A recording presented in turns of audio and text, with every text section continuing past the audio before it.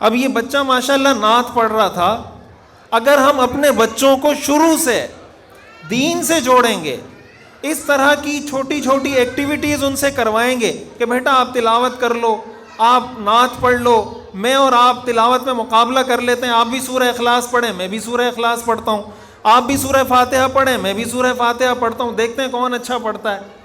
کچھ اس طرح کی. ہمارے ہاں تو ہم نے بچوں کو موبائل کے حوالے کیا ہوا ہے، اور موبائل ہمارے بچوں کا کیا حشر کر رہے ہیں.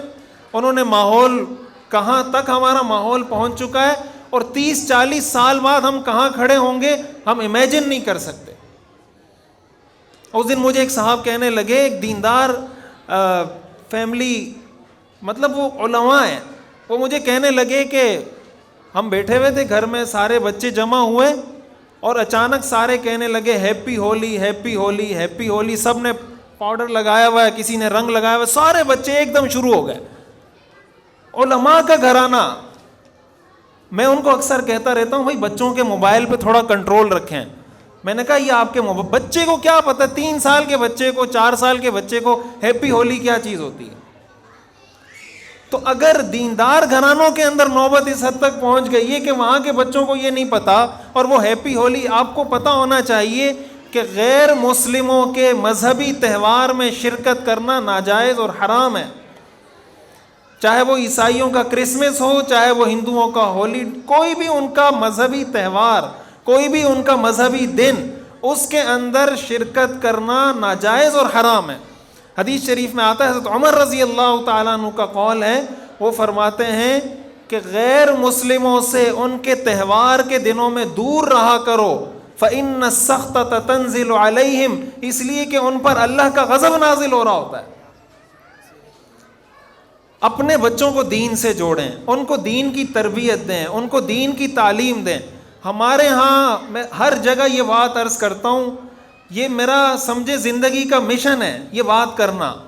ہمارا سارا فوکس تعلیم پر ہے. بچے کو یہ ڈگری دلوا دیں، اس کو MBA کروا دیں، اس کو شریعت آپ کو ان چیزوں سے منع نہیں کرتی، لیکن اسلام کی نظر میں تعلیم سے زیادہ تربیت کی اہمیت ہے. صحابہ کرام کے پاس کوئی ڈگریاں نہیں تھی، صحابہ کرام نے کوئی MBA BBA نہیں کیا ہوا تھا، صحابہ کرام کی تربیت ہوئی تھی. ان میں بہت زیادہ پڑھے لکھے، سمجھدار، فہیم لوگ بھی تھے، دیہاتی لوگ بھی تھے جن کا کوئی ایسا علمی بیک گراؤنڈ نہیں تھا. انہوں نے دنیا کو بدل کے رکھ دیا. دیکھیں، ایک ہے بچے کی پرورش، ایک ہے بچے کی تربیت. پرورش جانور بھی اپنے بچوں کی کرتے ہیں، یہ فطرت کا حصہ ہے.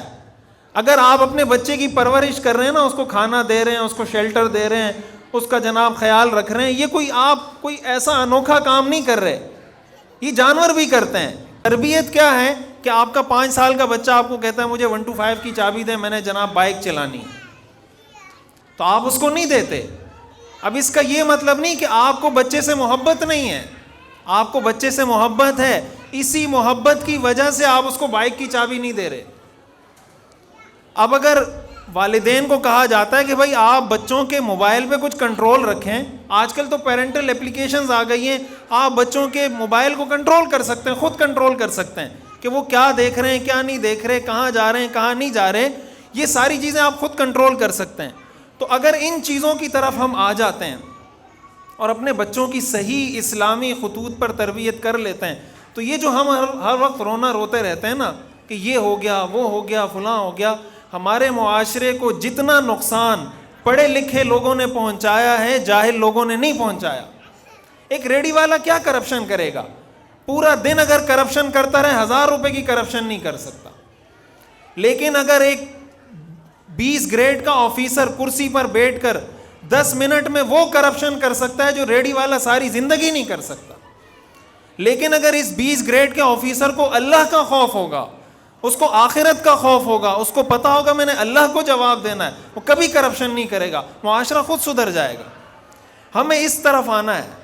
اگر ہم اس طرف نہیں آتے، یہ رونا ہماری زندگی کا مقدر ہے. اگر ہم اس طرف آتے ہیں، ابھی نہ صحیح 30 سال 40 سال 50 سال بعد ہم اپنے معاشرے میں کوئی تبدیلی، کوئی انقلاب دیکھ سکتے ہیں. ایک تربیت یافتہ قوم، ایک تربیت یافتہ جنریشن ہم معاشرے کو پرووائڈ کر سکتے ہیں. یہ ہماری ذمہ داری ہے.